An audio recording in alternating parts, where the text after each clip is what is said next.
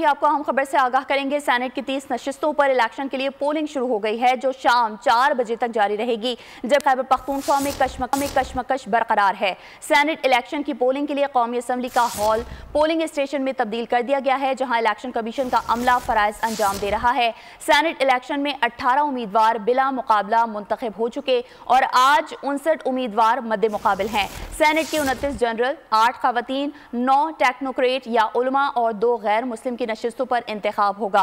आपको बता रहे हैं, सेनेट की 30 नशिस्तों पर इलेक्शन के लिए पोलिंग शुरू हो चुकी है, जो शाम 4 बजे तक बिला तातुल जारी रहेगी, जबकि खैबर पख्तूनख्वा में कशमकश अभी बरकरार है। सेनेट इलेक्शन की पोलिंग के लिए कौमी असम्बली का हॉल पोलिंग स्टेशन में तब्दील कर दिया गया है, जहां इलेक्शन कमीशन का अमला फराइज अंजाम दे रहा है। सेनेट इलेक्शन में 18 उम्मीदवार बिला मुकाबला मुंतखब हो चुके हैं और आज 59 उम्मीदवार मद्दे मुकाबिल हैं। सेनेट के 29 जनरल, 8 खवातीन, 9 टेक्नोक्रेट या उलमा और 2 गैर मुस्लिम की नशिस्तों पर इंतखाब होगा।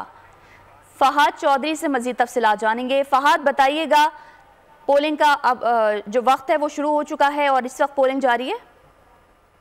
जी बिल्कुल। सेनेट इंतखाबात के लिए कौमी असम्बली में पोलिंग अपने मुकर्ररा वक्त 9 बजे शुरू हो गई थी और कौमी असम्बली में इलेक्शन कमीशन की जानिब से इलेक्शन कमीशन के अफसर सईद गुल रिटर्निंग अफसर और प्रिजाइडिंग अफसर के फराइज अंजाम दे रहे हैं, जबकि इस्लामाबाद की सेनेट की 2 नशिस्तों पर इंतखाब हो रहा है।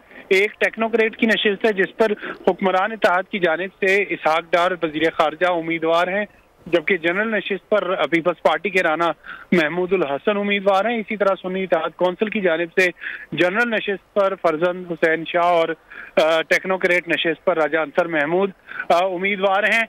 हुक्मरान इत्तेहाद की जानिब से डॉक्टर तारिक फजल चौधरी, जो कि पोलिंग एजेंट हैं इसहाक डार के और राना महमूदुल हसन के, और इस वक्त भी पोलिंग का अमल जारी है। 10 से 15 अरकान ने अपना वोट कास्ट कर दिया है।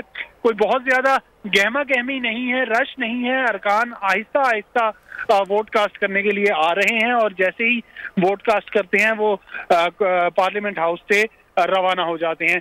खैबर पख्तूनख्वा की अगर बात की जाए तो वहां पर दिलचस्प सूरत हाल बनी हुई है।